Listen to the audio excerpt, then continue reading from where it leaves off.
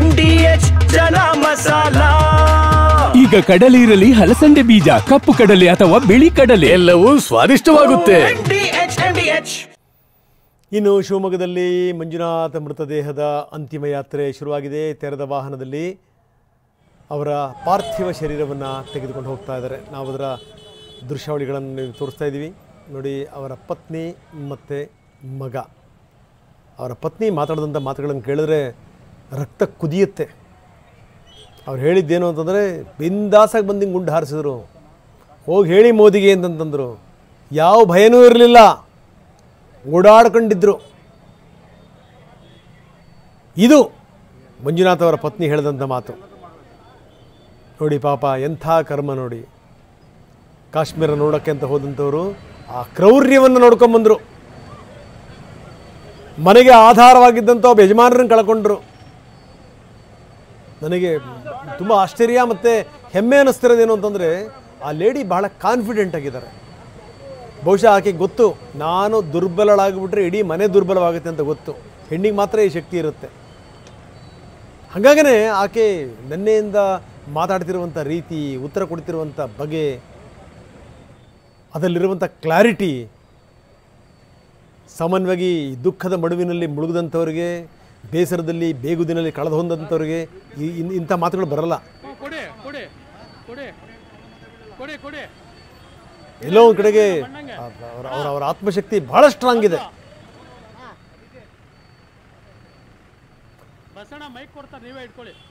ಬನ್ನಿ, ನಮ್ಮ ಪ್ರತಿನಿಧಿ ಮಂಜುನಾಥ್ ಅವರ ಪತ್ನಿ ಜೊತೆ ಮಾತಾಡಿದ್ದಾರೆ. ಏನು ಹೇಳಿದ್ರು ನೋಡೋಣ. ಪೆಹಲ್ಗಾಮಿಗೆ ಅಂತ ಹೋದ್ವಿ. 12:15 ಪೆಹಲ್ಗಾಮ್ ತಲುಪಿದ್ವಿ. ಅಲ್ಲಿ ಮೇಲ್ಗಡೆ ಹತ್ತಬೇಕು ಅಂತಂದರೆ ಹಾಗೆ ಹತ್ತಲಿಕ್ಕಾಗಲ್ಲ, ಕುದುರೆ ಸವಾರಿಯಲ್ಲೇ ಹೋಗಬೇಕು. 3 ಜನನೂ ಒಂದೊಂದು ಕುದುರೆ ಇದು ಸವಾರಿ ಹೈರ್ ಮಾಡಿಕೊಂಡು ಅಲ್ಲಿ ಆ ಪಾಯಿಂಟಿಗೆ ಹೋದ್ವಿ. ಆ ಪಾಯಿಂಟ್ ಇಳಿದು ಒಂದು 5 ನಿಮಿಷ ಆಗಿತ್ತಷ್ಟೇ.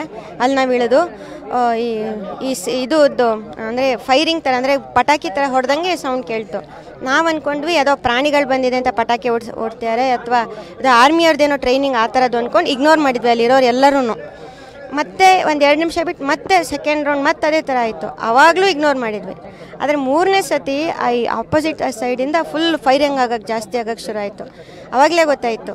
ಅದೇ ಟೈಮಲ್ಲಿ ನನ್ನ ಮಾನ್ಯರಿಗೂ ಇಲ್ಲಿ ಒಂದೇ ಒಂದು ಶಾರ್ಟು ಸರ್, ಕಣ್ಣೆದ್ರಿಗೇನೆ ಇದಾಗ್ಬಿಡ್ತು. ಮೇಡಮ್, ಅಂದರೆ ಎಷ್ಟು ಜನ ತಂಡ ಇತ್ತು ಅಲ್ಲಿ ಬಂದಾಗ ಆ ಟೈಮಲ್ಲಿ, ಫೈರಿಂಗ್ ಟೈಮಲ್ಲಿ? ನಾನು ಕರೆಕ್ಟಾಗಿ ನೋಡಿದ್ದು 2ರನ್ನ, ಬೇರೆ ಅಲ್ಲಿ ಇದ್ದವರೆಲ್ಲ ಹೇಳಿದ್ದು 4 ಜನ ಇದ್ರು ಅಂತ. ನಾನು ನೋಡಿರೋದು 2ರನ್ನ. ಒಬ್ಬರನ್ನಂತೂ 10 ದಿನ ಮಾತು ಕೂಡ ಆಡಿದ್ದೀನಿ ನಾನು ಅವ್ರ ಹತ್ರ. ನಮ್ಮನ್ನು ಶೂಟ್ ಮಾಡಿ ಅಂತ ನಾನು ಅಂದೆ.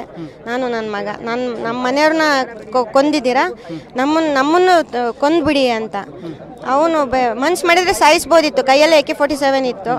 ಅವನು ನೈ ಮೋದಿಕೋ ಬೋಲೋ ಅಂತ ಹೇಳ್ಕೊಂಡು ಹೋದ. ಫ್ರೀಯಾಗಿ ಓಡಾಡ್ತಿದ್ರು ಸರ್. ನಾವಿಲ್ಲಿ ಹೆದರ್ಕೊಂಡು ಸಾಯ್ಕೊಂಡು ಬದುಕ್ತಾ ಇದ್ದೀವಿ.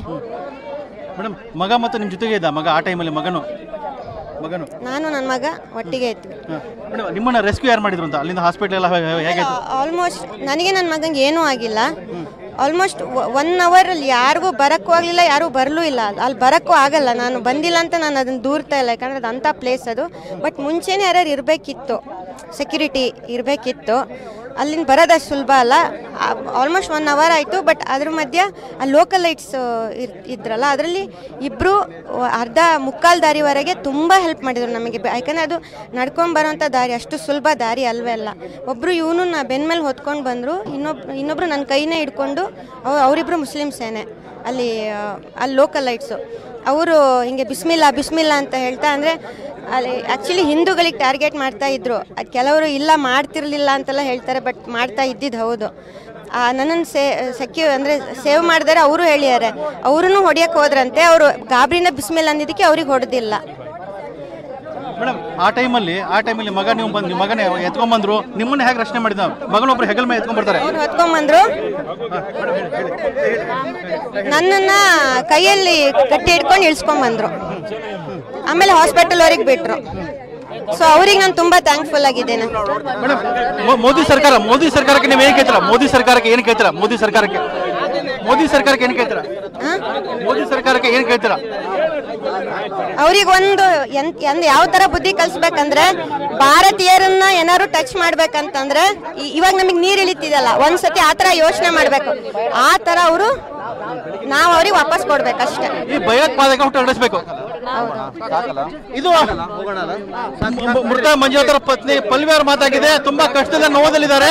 ತಮ್ಮ ಗಂಡನ ಕಳ್ಕೊಂಡ ಮಾತನ್ನು ಕೂಡ ಹೇಳಿದ್ದಾರೆ. ಕ್ಯಾಮರಾಮನ್ ಶಶಿಕುಮಾರ್ ಜೊತೆ ಬಸವರಾಜ್, TV9 ಶಿವಮೊಗ್ಗ. ನಾವು ಪೆಹಲ್ಗಾಮಿಗೆ ಅಂತ ಹೋದ್ವಿ. 12:15 ಪೆಹಲ್ಗಾಮ್ ತಲುಪಿದ್ವಿ. ಅಲ್ಲಿ ಮೇಲ್ಗಡೆ ಹತ್ತಬೇಕು ಅಂತಂದರೆ ಹಾಗೆ ಹತ್ತಲಿಕ್ಕಾಗಲ್ಲ, ಕುದುರೆ ಸವಾರಿಯಲ್ಲೇ ಹೋಗಬೇಕು. 3 ಜನನೂ ಒಂದೊಂದು ಕುದುರೆ ಸವಾರಿ ಹೈರ್ ಮಾಡಿಕೊಂಡು ಅಲ್ಲಿ ಆ ಪಾಯಿಂಟಿಗೆ ಹೋದ್ವಿ. ಆ ಪಾಯಿಂಟ್ ಇಳಿದು ಒಂದು 5 ನಿಮಿಷ ಆಗಿತ್ತಷ್ಟೇ. ಅಲ್ಲಿ ನಾವು ಇಳಿದು ಇದು ಅಂದರೆ ಫೈರಿಂಗ್ ಥರ, ಅಂದರೆ ಪಟಾಕಿ ಥರ ಹೊಡೆದಂಗೆ ಸೌಂಡ್ ಕೇಳ್ತು. ನಾವು ಅಂದ್ಕೊಂಡ್ವಿ ಯಾವುದೋ ಪ್ರಾಣಿಗಳು ಬಂದಿದೆ ಅಂತ ಪಟಾಕಿ ಓಡ್ತಾರೆ, ಅಥವಾ ಅದು ಆರ್ಮಿಯವ್ರದ್ದೇನೋ ಟ್ರೈನಿಂಗ್ ಆ ಥರದ್ದು ಅಂದ್ಕೊಂಡು ಇಗ್ನೋರ್ ಮಾಡಿದ್ವಿ ಅಲ್ಲಿರೋರು ಎಲ್ಲರೂ. ಮತ್ತೆ ಒಂದು 2 ನಿಮಿಷ ಬಿಟ್ಟು ಮತ್ತೆ ಸೆಕೆಂಡ್ ರೌಂಡ್ ಮತ್ತೆ ಅದೇ ಥರ ಆಯಿತು. ಆವಾಗಲೂ ಇಗ್ನೋರ್ ಮಾಡಿದ್ವಿ. ಆದರೆ 3ನೇ ಸತಿ ಈ ಆಪೋಸಿಟ್ ಸೈಡಿಂದ ಫುಲ್ ಫೈರಿಂಗ್ ಜಾಸ್ತಿ ಆಗೋಕ್ಕೆ ಶುರು ಆಯಿತು. ಆವಾಗಲೇ ಗೊತ್ತಾಯಿತು. ಅದೇ ಟೈಮಲ್ಲಿ ನನ್ನ ಮಾನ್ಯರಿಗೂ ಇಲ್ಲಿ ಒಂದೇ ಒಂದು ಶಾರ್ಟು ಸರ್, ಕಣ್ಣೆದ್ರಿಗೇನೆ ಇದಾಗ್ಬಿಡ್ತು. ಮೇಡಮ್, ಅಂದ್ರೆ ಎಷ್ಟು ಜನ ತಂಡ ಇತ್ತು ಅಲ್ಲಿ ಬಂದಾಗ ಆ ಟೈಮಲ್ಲಿ, ಫೈರಿಂಗ್ ಟೈಮಲ್ಲಿ? ನಾನು ಕರೆಕ್ಟಾಗಿ ನೋಡಿದ್ದು 2ರನ್ನ. ಬೇರೆ ಅಲ್ಲಿ ಇದ್ದವರೆಲ್ಲ ಹೇಳಿದ್ದು 4 ಜನ ಇದ್ರು ಅಂತ. ನಾನು ನೋಡಿರೋದು 2ರನ್ನ. ಒಬ್ಬರನ್ನಂತೂ 10 ದಿನ ಮಾತು ಕೂಡ ಆಡಿದ್ದೀನಿ ನಾನು ಅವ್ರ ಹತ್ರ. ನಮ್ಮನ್ನು ಶೂಟ್ ಮಾಡಿ ಅಂತ ನಾನು ಅಂದೆ. ನಾನು ನನ್ನ ಮಗ, ನಮ್ಮ ಮನೆಯವ್ರನ್ನ ಕೊಂದಿದ್ದೀರಾ, ನಮ್ಮನ್ನು ಕೊಂದ್ಬಿಡಿ ಅಂತ. ಅವನು ಮನ್ಸು ಮಾಡಿದರೆ ಸಾಯಿಸ್ಬೋದಿತ್ತು, ಕೈಯಲ್ಲೇ AK-47 ಇತ್ತು. ಅವನು ನೈ ಮೋದಿಕೋ ಬೋಲೋ ಅಂತ ಹೇಳ್ಕೊಂಡು ಹೋದ. ಫ್ರೀಯಾಗಿ ಓಡಾಡ್ತಿದ್ರು ಸರ್. ನಾವಿಲ್ಲಿ ಹೆದರ್ಕೊಂಡು ಸಾಯ್ಕೊಂಡು ಬದುಕ್ತಾ ಇದ್ದೀವಿ.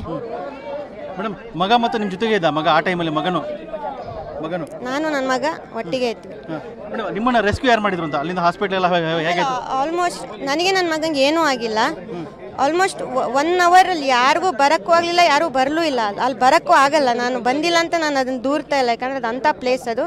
ಬಟ್ ಮುಂಚೆನೇ ಯಾರು ಇರಬೇಕಿತ್ತು, ಸೆಕ್ಯೂರಿಟಿ ಇರಬೇಕಿತ್ತು. ಅಲ್ಲಿಂದ ಬರೋದಷ್ಟು ಸುಲಭ ಅಲ್ಲ. ಆಲ್ಮೋಸ್ಟ್ 1 ಅವರ್ ಆಯಿತು. ಬಟ್ ಅದ್ರ ಮಧ್ಯೆ ಆ ಲೋಕಲ್ ಲೈಟ್ಸ್ ಇದ್ರಲ್ಲ, ಅದರಲ್ಲಿ ಇಬ್ಬರು ಮುಕ್ಕಾಲು ದಾರಿವರೆಗೆ ತುಂಬ ಹೆಲ್ಪ್ ಮಾಡಿದರು ನಮಗೆ. ಯಾಕಂದರೆ ಅದು ನಡ್ಕೊಂಡು ಬರೋಂಥ ದಾರಿ ಅಷ್ಟು ಸುಲಭ ದಾರಿ ಅಲ್ವೇ ಅಲ್ಲ. ಒಬ್ಬರು ಇವನು ಬೆನ್ನ ಮೇಲೆ ಹೊತ್ಕೊಂಡು ಬಂದರು, ಇನ್ನೊಬ್ಬರು ನನ್ನ ಕೈನೇ ಹಿಡ್ಕೊಂಡು, ಅವರಿಬ್ಬರು ಮುಸ್ಲಿಮ್ಸೇನೆ ಅಲ್ಲಿ ಲೋಕಲ್ ಲೈಟ್ಸು. ಅವರು ಹಿಂಗೆ ಬಿಸ್ಮಿಲ್ಲಾ ಅಂತ ಹೇಳ್ತಾ, ಅಂದರೆ ಅಲ್ಲಿ ಆ್ಯಕ್ಚುಲಿ ಹಿಂದೂಗಳಿಗೆ ಟಾರ್ಗೆಟ್ ಮಾಡ್ತಾ ಇದ್ರು. ಅದು ಕೆಲವರು ಇಲ್ಲ ಮಾಡ್ತಿರ್ಲಿಲ್ಲ ಅಂತೆಲ್ಲ ಹೇಳ್ತಾರೆ, ಬಟ್ ಮಾಡ್ತಾ ಇದ್ದಿದ್ದು ಹೌದು. ನನ್ನನ್ನು ಅಂದರೆ ಸೇವ್ ಮಾಡಿದರೆ ಅವರು ಹೇಳಿದ್ದಾರೆ. ಅವರೂ ಹೊಡಿಯೋಕ್ಕೆ ಹೋದ್ರಂತೆ. ಅವರು ಗಾಬರಿನ ಬಿಸ್ಮಿಲ್ಲ ಅಂದಿದ್ದಕ್ಕೆ ಅವ್ರಿಗೆ ಹೊಡೆದಿಲ್ಲ. ಮೇಡಮ್, ಆ ಟೈಮಲ್ಲಿ ಮಗ ನೀವು ಮಗನೇ ಎತ್ಕೊಂಡ್ಬಂದ್ರು, ನಿಮ್ಮನ್ನ ಹೇಗೆ ರಕ್ಷಣೆ ಮಾಡಿದ? ಮಗನೊಬ್ರು ಹೆಗಲ್ ಮೇಲೆ ಎತ್ಕೊಂಡ್ಬರ್ತಾರೆ. ಅವ್ರು ಹೊತ್ಕೊಂಡ್ಬಂದ್ರು, ನನ್ನನ್ನು ಕೈಯಲ್ಲಿ ಕಟ್ಟಿ ಹಿಡ್ಕೊಂಡು ಇಳಿಸ್ಕೊಂಡ್ಬಂದ್ರು. ಆಮೇಲೆ ಹಾಸ್ಪಿಟಲ್ ಅವ್ರಿಗೆ ಬಿಟ್ರು. ಸೊ ಅವ್ರಿಗೆ ನಾನು ತುಂಬಾ ಥ್ಯಾಂಕ್ಫುಲ್ ಆಗಿದ್ದೇನೆ. ಮೋದಿ ಸರ್ಕಾರಕ್ಕೆ ನೀವು ಏನು ಕೇಳ್ತೀರಾ? ಮೋದಿ ಸರ್ಕಾರಕ್ಕೆ ಏನು ಕೇಳ್ತೀರಾ? ಮೋದಿ ಸರ್ಕಾರಕ್ಕೆ ಏನು ಕೇಳ್ತೀರಾ? ಅವ್ರಿಗೆ ಒಂದು ಯಾವ ತರ ಬುದ್ಧಿ ಕಲಿಸ್ಬೇಕಂದ್ರೆ, ಭಾರತೀಯರನ್ನ ಏನಾದ್ರು ಟಚ್ ಮಾಡ್ಬೇಕಂತಂದ್ರೆ, ಇವಾಗ ನಮಗೆ ನೀರು ಇಳಿತಿದಲ್ಲ, ಒಂದ್ಸತಿ ಆ ತರ ಯೋಚನೆ ಮಾಡ್ಬೇಕು. ಆ ತರ ಅವರು ನಾವು ಅವ್ರಿಗೆ ವಾಪಸ್ ಕೊಡ್ಬೇಕಷ್ಟೇ. ಈ ಭಯೋತ್ಪಾದಕ ಹೊರಡಿಸಬೇಕು. ಇದು ಮೃತ ಮಂಜುನಾಥರ ಪತ್ನಿ ಪಲ್ವಿ ಅವರ ಮಾತಾಗಿದೆ. ತುಂಬಾ ಕಷ್ಟದ ನೋವದಲ್ಲಿದ್ದಾರೆ. ತಮ್ಮ ಗಂಡನ ಕಳ್ಕೊಂಡ ಮಾತನ್ನು ಕೂಡ ಹೇಳಿದ್ದಾರೆ. ಕ್ಯಾಮರಾಮನ್ ಶಶಿಕುಮಾರ್ ಜೊತೆ ಬಸವರಾಜ್, TV9 ಶಿವಮೊಗ್ಗ.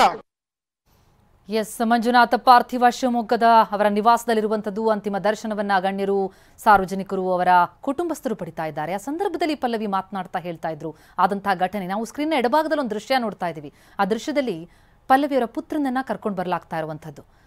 ಮೃತ ಮಂಜುನಾಥ್ ಅವರ ಪುತ್ರ ಅವರಿಗೆ ಅಲ್ಲಿದ್ದಂತಹ ಸ್ಥಳೀಯರೇ ಸಹಾಯ ಮಾಡ್ತಾರೆ.